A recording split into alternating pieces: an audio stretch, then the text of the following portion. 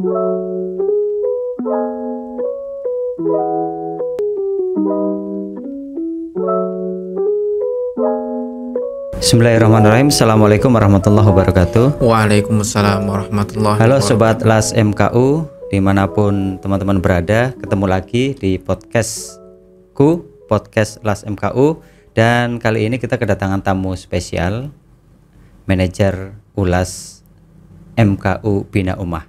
Assalamualaikum Pak Banu. Waalaikumsalam warahmatullahi wabarakatuh Pak Arif. Alhamdulillah bisa berjumpa kembali. Alhamdulillah. Iya. Ketemu kita di podcastku, ya, podcast LAS MKU. Semoga senantiasa bisa melahirkan amal soleh setiap saat, Pak. Amin. Insya Allah ya Mas ya. Nah, salah satunya podcastku ini Mas. Ini salah satu upaya melahirkan amal soleh dan agar bisa terpublikasi, tersebar kebaikan-kebaikan dari LAS MKU yang ada di seluruh Indonesia. Ya. Gitu ya Mas. Ya. Gimana kabarnya Mas? Alhamdulillah sehat dan mudah-mudahan bisa merampungkan Ramadan dengan maksimal, mendapatkan derajat takwa nantinya. Amin.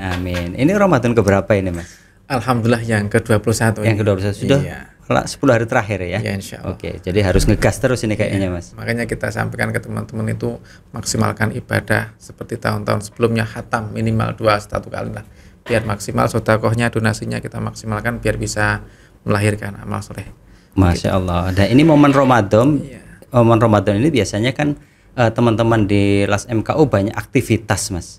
Banyak sekali aktivitas ini karena kan memang bulan penuh kebaikan, dilipat gandakan pahala dan lain sebagainya. Apa aja yang dilakukan oleh ULAS MKU Bina Ummah Mas di Ramadan ini? Ya, alhamdulillahirrahmanirrahim. Untuk ULAS MKU Bina Ummah ada beberapa program. Yang pertama yang sudah sangat rutin tentunya Parsel Ceria, dan ini alhamdulillah jumlahnya meningkat dan isinya pun juga meningkat agar bisa maksimal. Kemudian selain itu memaksimalkan beberapa, ada yang namanya sedekah, infak, zakat, dan ini yang agak langka. Ini semua karyawan kita jadikan amil. Artinya bahkan kita berikan target, kita susun rencana semaksimal mungkin setiap karyawan memiliki tugas untuk menghimpun dana baik berupa zakat, infak, dan sedekah. Begitu Pak. Seluruh karyawan. Ya, makanya nanti kita targetkan mudah-mudahan nanti ya ULAS MKU Bina Ummah bisa lebih maksimal lagi untuk pemberdayaan, untuk memakmurkan masjidnya setelah di bulan Ramadan, kan begitu Pak. Program Ramadan ini ada Parsel Ceria. Terus apa lagi Mas? Parsel Ceria, kemudian ada sekolah sekolah ekonomi syariah. Kemudian yang lain ada santunan untuk afa, ini juga ada. Jadi 3 ini sangat pokok sekali. Karena untuk MKU sementara kita stop. Sebenarnya ada kegiatan MKU. Iya, karena memang waktunya, kemudian jamaah yang ada, anggota yang ada itu tidak bisa kita kumpulkan bersama-sama dengan kesibukan masing-masing. Iya. Begitu Pak Arif. Oke, berarti ada kelompok MKU ya. Oke, Mas, nanti mungkin kita bahas tersendiri itu Mas. Nah, kemudian soal ini Mas, soal pembinaan karyawannya Mas, pembinaan amilnya lah, atau karyawan PMT Bina Ummah atau ULAS MKU Bina Ummah. Apa aja yang dilakukan dan apa aja targetnya Mas? Untuk pembinaan karyawan memang sudah sejak lama. Jadi dulu pertama kali ada namanya tahsinul qiraah, pembetulan bacaan. Semua kita tes dari menggunakan buku Iqra dari jilid 1 sampai 6 kita tes sesuai dengan seluruh karyawan. Iya, sesuai kemampuan masing-masing. Semua level. Iya, semua level. Semua dari pengurus, dari karyawan semua sama. Sampai OB. Sampai OB. Oke. Dan yang luar biasa alhamdulillah akhirnya sudah terpenuhi. Ada yang jilid 1, ada yang jilid 3, ada yang 6, bahkan ada yang Al-Quran juga. Setelah itu selesai rampung tahsin sesuai normal, kemudian ada tahfidzul Quran. Dan alhamdulillah ini sudah ada beberapa yang sudah khatam juz 30 sekali duduk. Jadi bukan sekedar khatam saja, tapi khatam bil hifdzi dengan menghafal sekali duduk. Dan ini sudah ada yang menginjak juz 29. Jadi karyawan tapi bisa menjadi amil, menjadi dai yang benar-benar berkualitas. Hafidz juga ya? Ya, insya Allah demikian. Tapi proses. Kemudian setelah itu kemarin kita ada setiap MKU karyawan yang kita adakan setiap pagi itu ada kajian kitab Riyadhus Shalihin. Yang di luar itu juga ada tema-tema berkenaan dengan fikih, berkenaan dengan akidah, dengan akhlak. Dan sekarang untuk tahun 2022 ini kita menggunakan Kitabul Jami bagian terakhir dari Kitab Bulughul Maram, dan ini hadisnya pendek-pendek dan insya Allah sebagian dari mereka sudah banyak menghafal, sehingga akhirnya sekarang itu kita maksimalkan setiap tahun, setiap bulan Ramadan. Kalau tahun-tahun yang lampau itu setiap karyawan khatam minimal 1 kali, sekarang kita minta untuk menghatamkan minimal 2 kali. Dan selain itu juga kita harapkan kepada teman-teman untuk bisa benar-benar menjadi amil, menjadi dai minimal di rumah tangga masing-masing, begitu Pak Arif. Berarti kayak konsep kantorku pesantrenku ya Mas ya? Iya, kurang lebih begitu. Karena kan beberapa itunya kontennya kan, materinya kan seperti di pesantren ya Mas ya. Mas, bicara soal teknisnya Mas, tadi soal pengembangan misalnya dari sisi spiritual ya. Yang pertama dilakukan adalah review, cek bacaannya masing-masing pada level apa. Nah, setelah mereka ketemu levelnya masing-masing, terus apa yang dilakukan Mas? Setelah ada tes pembacaan, penjajakan beberapa kemampuannya, maka setiap pagi di setiap pekan itu setiap karyawan kita jadwalkan minimal 3 kali berjumpa. Setiap pekan 3 kali pertemuan. Iya. 1 kali pertemuannya berapa menit atau berapa jam? 1 karyawan cuman maksimal 10 menit. 1 karyawan hanya Jadi 10 memang menit. Sistemnya privat itu.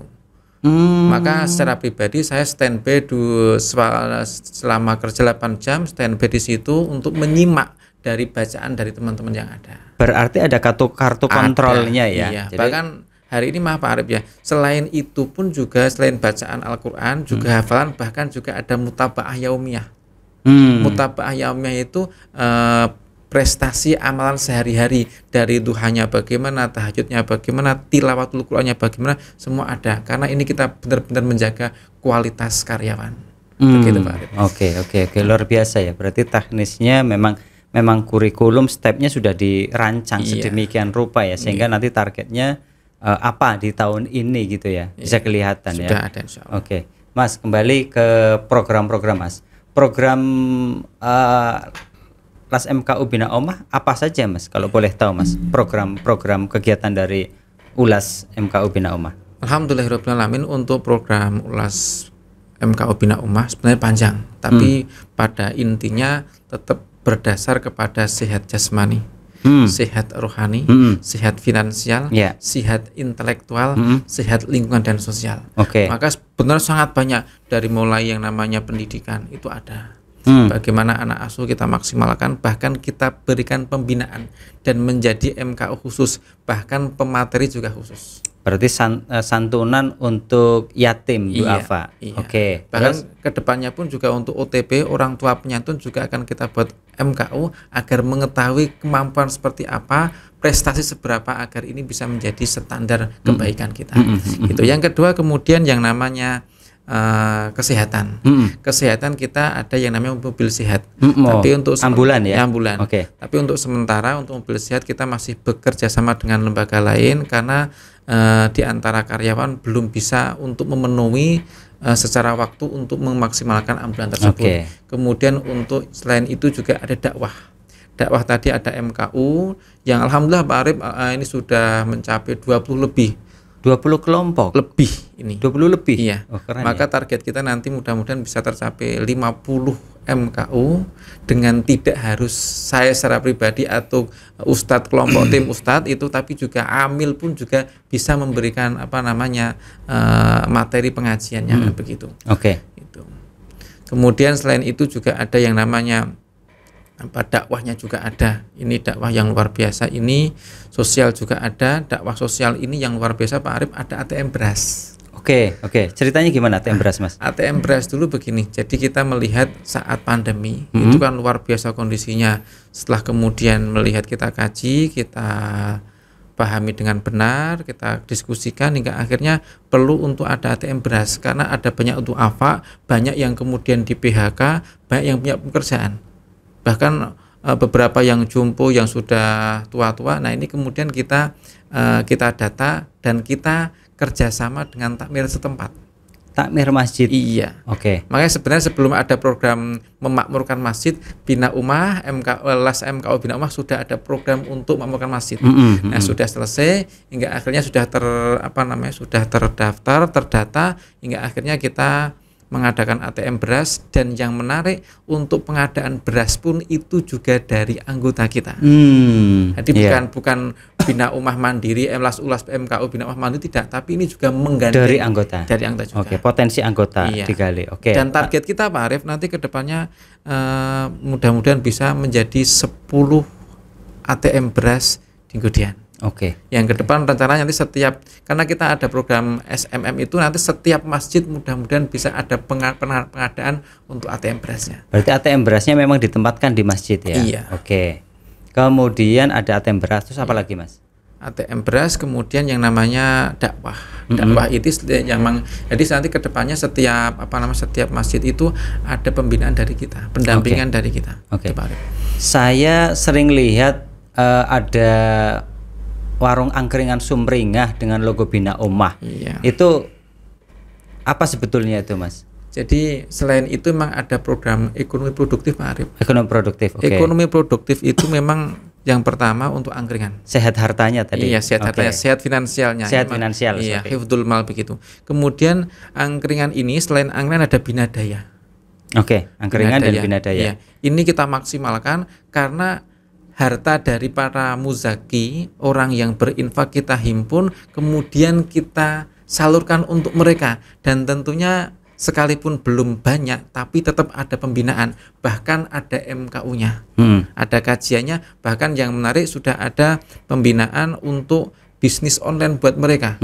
Karena untuk binadaya ini tidak kemudian semuanya sekedar jualan di rumah saja, tapi harus bisa menduniakan begitu ke depannya, Pak. Berarti kalau binadaya itu untuk usaha-usaha yang di luar angkringan. Iya, tapi mereka du'afa agar mereka bisa maksimal. Iya, berarti kalau yang angkringan sumringah, dia usahanya jelas angkringan. Iya. Kalau binadaya, dia usahanya apa saja, beragam sesuai dengan yang mereka lakukan. Namanya program binadaya, pemberi ekonomi. Terus ada lagi nggak? Selain itu, yang terbaru memang melanjutkan yang lampu-lampu, Pak Arief, berkenaan dengan sekolah saudagar jujur. Oke, punya program Sekolah Saudagar Jujur. Gimana program ceritanya? Sekolah Saudagar Jujur ini sudah masuk ke angkatan yang ketiga, dan insya Allah akhir tahun besok sudah akan yang keempat.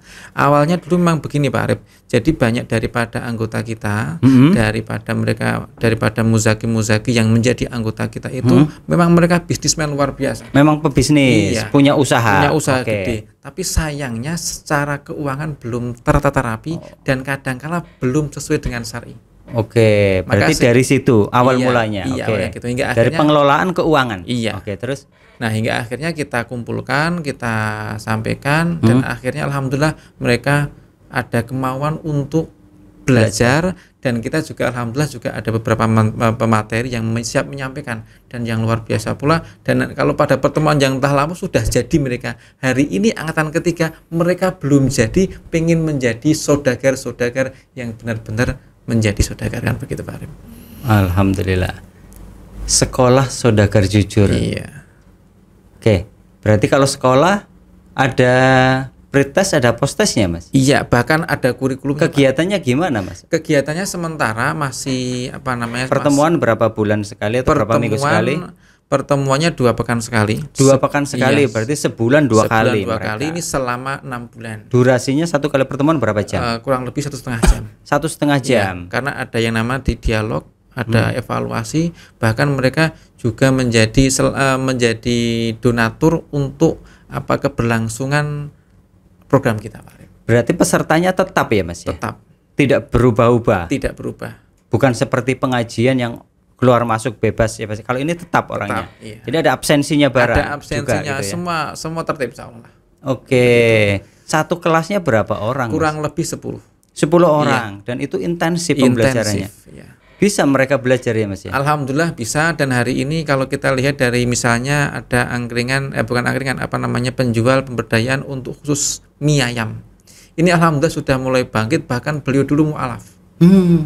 Jadi ini banyak hal yang, bahkan ada juga yang terakota sekarang ikut ternak ayam. terakota. Jadi seperti batu bata itu yang ditempelkan. Oh iya. Bahkan hari ini juga ada yang namanya usaha jamur, sate jamur. Dan ini kita minta untuk berkembang, punya karyawan, karena ternyata usaha dari jamur ini melebihi daripada UMR. Satu bulannya hampir 3 juta lebih pendapatannya. Iya. Berarti banyak sekali program-program pemberdayaan dari Bina Ummah ya Mas? Ya alhamdulillah, maka nanti kedepannya kita inginkan dari dana zakat, dari dana yang ada ini kita maksimalkan. Termasuk ini pendampingan mu'alaf ini juga akan kita maksimalkan, karena sudah ada banyak daftar mu'alaf yang perlu kita dampingi untuk bisa bangkit menjadi lebih baik, Pak Arif, begitu. Charity-nya tetap jalan, tapi pemberdayaan juga maksimal. Jadi tetap fokus ke program pemberdayaan dengan berdasarkan pada makosid syariah tadi ada saat ini landasannya itu ya. Oke. Kemudian kalau setiap hari Idul Kurban ada program apa Mas? Alhamdulillah untuk saat Idul Kurban, Idul Adha itu kita ada tebar hewan kurban, namanya THK, ini program kita. Dan kita emang konsentrasi untuk pendistribusian di daerah Kulon Progo. Dan rencana kita setiap tempat yang sudah kita datangi itu menjadi binaan kita. Karena memang kita ada salah satu pengurusnya, Bapak Abdullah Effendi, itu beliau sudah malang melintang daerah sana, bahkan beliau yang memilihkan tempat. Dan alhamdulillah pada tahun yang lampau kita targetkan 2 sapi dan terpenuhi, dan kambingnya alhamdulillah sampai 83 kalau nggak salah. Alhamdulillah. Ini juga banyak juga ya Mas? Ya, ini dari jamaah juga. Karyawan juga. Anggota. Iya, anggota juga, karyawan juga ikut berkurban di tempat kita. Dan insya Allah tahun ini kita maksimalkan bisa 4 sapi. Kan begitu. Itu berarti sudah pilih tempat, kemudian dilaksanakan di sana, terus daerah itu akan menjadi daerah binaan. Iya. Itu gimana konsepnya Mas? Konsepnya sebenarnya sama dengan MKO. Jadi kita usahakan untuk awal-awal tahap pertama sebulan sekali pertemuan rutin masyarakat sana. Iya, namun kalau udah nanti bisa maksimal, nanti kita maksimalkan sepekan sekali, dan pengen kita nanti kita meletakkan dai di sana untuk bisa benar-benar berdakwah di sana, begitu Pak Arif. Wah, luar biasa ya. Tapi ini semua proses, maka sekali lagi butuh dukungan dan doa dari semua lini. Kayaknya bisa juga itu Mas, mungkin kerjasama dengan pondok pesantren kan, di pondok pesantren atau di sekolah-sekolah tinggi yang memang basisnya pelajaran pada keislaman, agama itu kan mereka ada proses KKN, ada proses pengabdian, itu juga bisa ya Mas diletakkan di sana ya. Kerjasamanya. Iya, makanya mudah-mudahan nanti bisa maksimal dengan kerjasama yang ada nanti. Gitu. Berarti memang kolaborasinya harus banyak pihak itu Mas. Begitu. Oke, luar biasa. Berarti memang betul-betul Bina Ummah mendapatkan pendanaan itu atau dana-dana sosial itu dengan mengoptimalkan anggota. Iya, makanya Pak Arif, selain zakat, selain infak, selain sedekah, kita ada beberapa program, namanya Almas. Almas. Iya. Oh, program penghimpunan pendanaan dari anggota. Iya. Pertama Almas. Apa itu Almas? Almas ini sarana alat masuk surga. Almas itu singkatan dari sarana alat masuk surga. Salmas harusnya Mas. Iya, Almas alat masuk surga, maaf. Oh, alat masuk surga. Jadi itu ada kenceleng begitu Pak Arif. Oh, bentuknya kenceleng. Itu kita bagikan kepada setiap anggota kita. Setiap anggota. Oke. Sekalipun memang juga tidak semulus rencana. Sekarang berapa kenceleng itu Mas jumlahnya? Target yang sudah kita rencanakan tahun ini ada 400. 400 kenceleng Almas. Iya. Dan itu dibagikan fokus kepada anggota. Iya. Oke. Dan setiap bulan akan kita kumpulkan dan kemudian kita juga sampaikan, kita laporkan agar bisa maksimal nih Almas. Itu berarti dia lebih kepada personal. Iya. Oke. Terus selain Almas? Yang kedua juga ada namanya Kabu. Kabu ini kotak-kotak yang kita titipkan di toko-toko. Kabu kepanjangannya apa Mas? Kotak amal Bina Ummah. Kota Amal Bina Ummah. Iya. Oh, Kabu ya. Iya, Kabu. Oke. Kota Amal Bina Ummah ini, dan alhamdulillah ini sudah banyak, kita sudah memiliki banyak area, dan alhamdulillah ini sangat menjadi penopang yang luar biasa. Kemudian selain itu ada yang namanya, kalau Kabu itu Mas, sorry Mas, itu sasarannya siapa Mas? Sasarannya ini umum. Iya, dan ini setiap warung, setiap toko, setiap swalayan yang bisa kita datangi. Berarti Kabu itu dia sasarannya adalah tempat usaha ya. Jadi siapa saja boleh memasukkan ke dalam kotak itu. Sementara kalau almas itu pribadi untuk ditempatkan di rumah. Perbedaannya itu. Oke, sasarannya jadi jelas ya. Terus yang ketiga ada gazebo. Gerakan sehari 1000. Ini memang program lama ya, Pak. Jadi untuk karyawan, bahkan rencana kita nanti akan mengajak beberapa lembaga untuk ikut program gazebo ini. Berarti gazebo itu fokusnya targetnya adalah karyawan. Oke.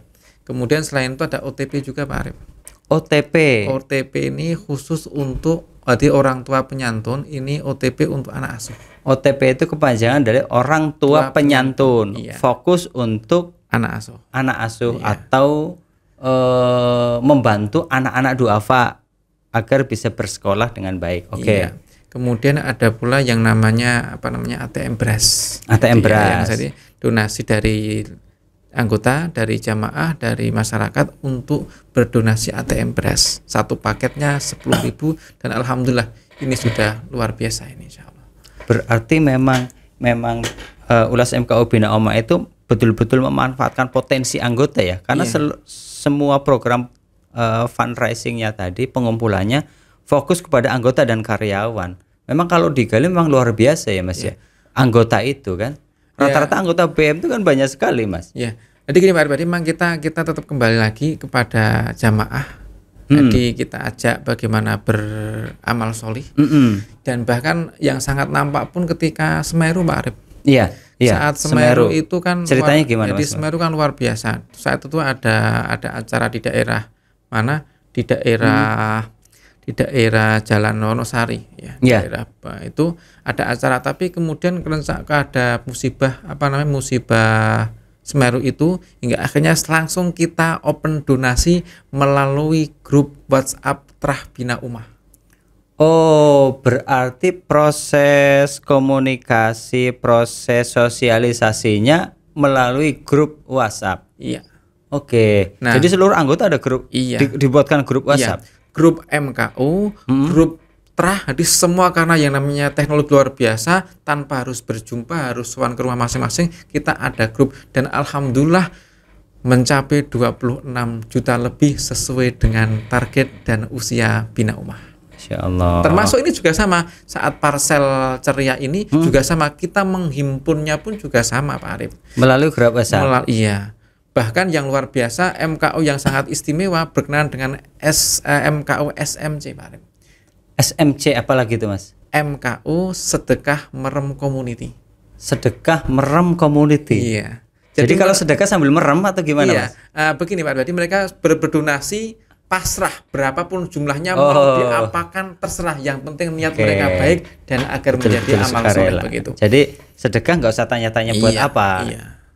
Itu nak merem gitu ya. Karena kita emang ada laporannya dan bisa dipertanggungjawabkan begitu, Pak Arif. Oh, ada lagi komunitas SMC. Jadi banyak sekali ya memang komunitas yang dibentuk oleh BMT Bina Ummah sendiri atau Ulas MKU BMT Bina Ummah sendiri ya. Ada tadi SMC. Ada lagi MKU gitu ya. Oke, jadi memang penting ya. Bahkan MKU itu Pak, banyak sekali, Pak. Ada MKU Umroh. MK Umroh ini alumni umroh sekian banyak kita himpun, setiap selapan sekali berjumpa.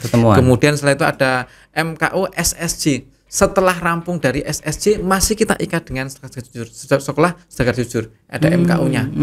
Ada juga MKU Nusaibah. Ini khusus MKU tetangga kantor yang mereka sudah sepuh-sepuh, sudah pensiun, bahkan tidak sedikit dari mereka yang memiliki harta melimpah. Jadi memang setiap golongan kita buatkan komunitas agar bisa maksimal, begitu Pak Arif. Caranya Bina Ummah membentuk komunitas atau membentuk grup kelompok-kelompok itu gimana, Mas? Ceritanya, Mas. Kalau SSJ itu kan sudah jelas. Karena mereka bikin program dulu SSJ. Kemudian setelah itu dibentuklah komunitas. Oke, jadi setiap alumninya berapapun angkatannya masuk ke dalam kelompok tersebut. Oke, terus kemudian kalau umroh kan sudah jelas karena mereka alumni. Namun ketika ada MKU Nusaibah misalnya, MKU Nusaibah ini memang kita kaji terlebih dahulu potensinya apa. Kan begitu, hingga akhirnya kita surati, kita ajak komunikasi, kita sowani, dan alhamdulillah responnya bagus. Namanya kelompok MKU Nusaibah. Nusaibah itu nama sahabat atau Nusaibah itu nama sahabiah yang luar biasa sekalipun wanita. Oh gitu. Makanya ini semua hampir saya semuanya ibu-ibu. Oh, oke. Itu berarti caranya ini kan nggak ada hubungannya dengan program yang ada di Bina Ummah ya, nggak ada hubungannya nih, bukan tadi alumni SEC, bukan alumni umroh, bukan macam-macam. Itu berarti pendekatannya mereka didatangi atau disurati atau mereka kita datangi ada, mereka kita surati ada, mereka langsung kita undang melalui WhatsApp juga ada. Artinya berarti identifikasi dulu ya. Identifikasi di daerah tersebut. Ini sekitar kantor. Iya. Oke, di sekitar kantor mungkin dicek siapa tokohnya gitu. Iya. Oke, setelah itu didatangi satu-satu. Iya. Oke. Terus dibuatlah pertemuan. Iya. Oke, terus apa yang SMC ceritanya gimana? Kelompok SMC itu? Alhamdulillah, Pak Arif, ini alhamdulillah sebelum Ramadan kemarin ada SMC ya. Sedekah Maram Community, MKO SMC. Kalau SMC ini sudah beberapa tahun yang lampau. Oh, sudah ada. Ya. Oke. Ini awalnya setiap sebulan sekali ada kajian dengan mengundang tokoh begitu. Mereka saat datang membawa kenceleng juga, kemudian kita hitung. Oh, berarti awalnya dia pengajian biasa. Oh, pengajian anggota biasa, anggota biasa. Iya. Setelah berjalan beberapa waktu, kemudian mereka di branding lah, dikasih nama. Namanya SMC karena memang kebutuhannya adalah fundraising waktu itu sebagai media untuk mereka berbagi. Oke. Dan awalnya memang sebulan sekali, akhirnya 2 bulan sekali, dan corona.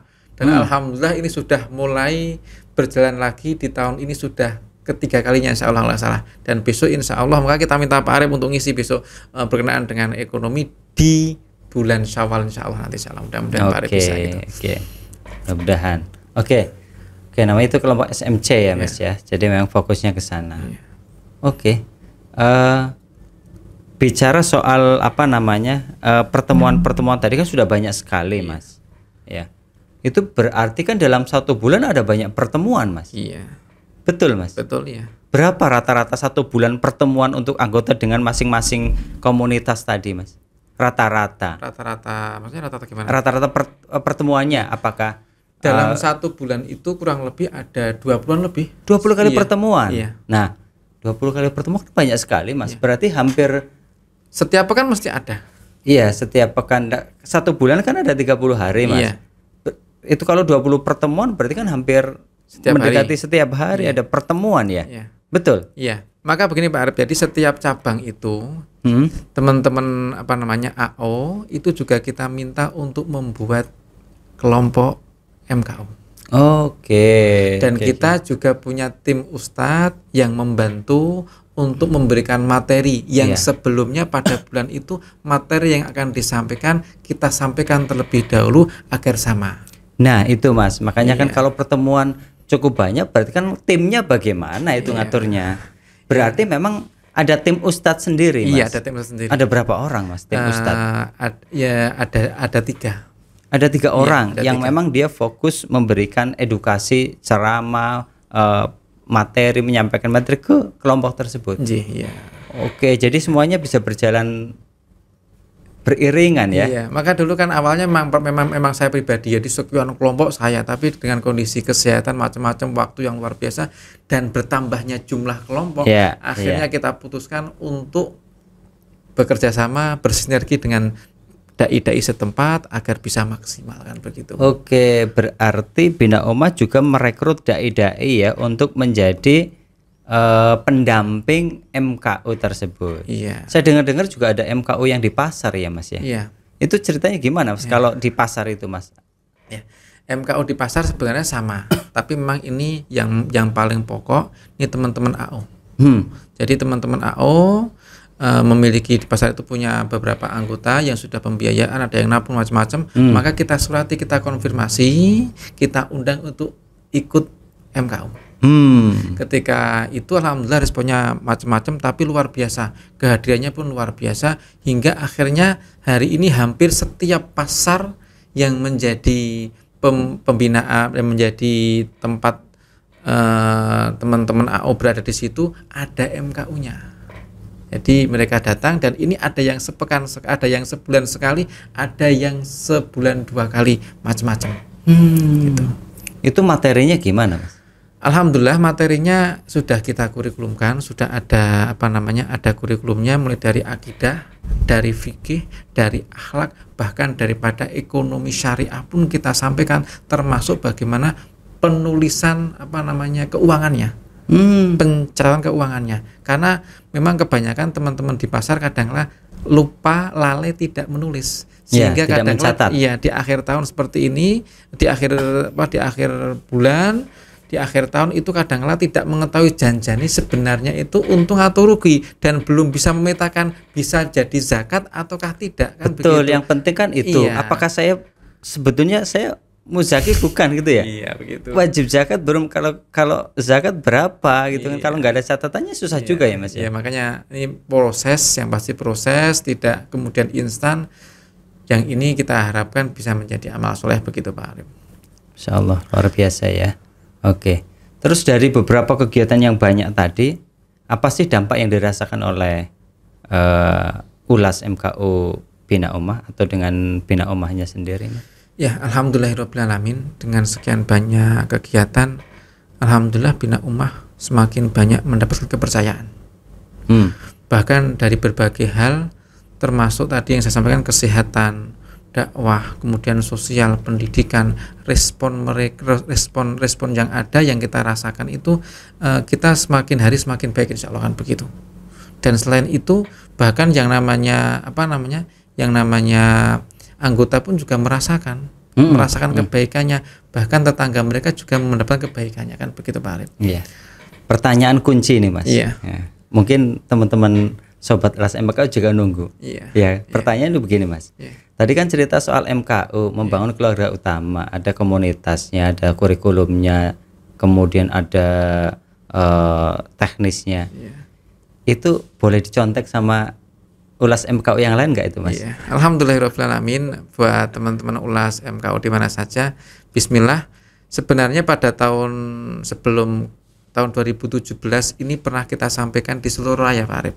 Oke. Jadi semua boleh copy paste, karena ini kita harapkan bisa menjadi amal soleh dan amal jariah. Amal soleh dan amal jariah. Kitabnya bisa kita sampaikan, kurikulum bisa kita sampaikan, dan segalanya bisa kita sampaikan. Yang diinginkan apa? Agar menjadi baik semuanya. Begitu. Jadi teman-teman ULAS MKU, insya Allah nanti dari ULAS MKU Bina Ummah bisa sharing ya kan, soal materinya apa, kemudian teknis membentuknya bagaimana.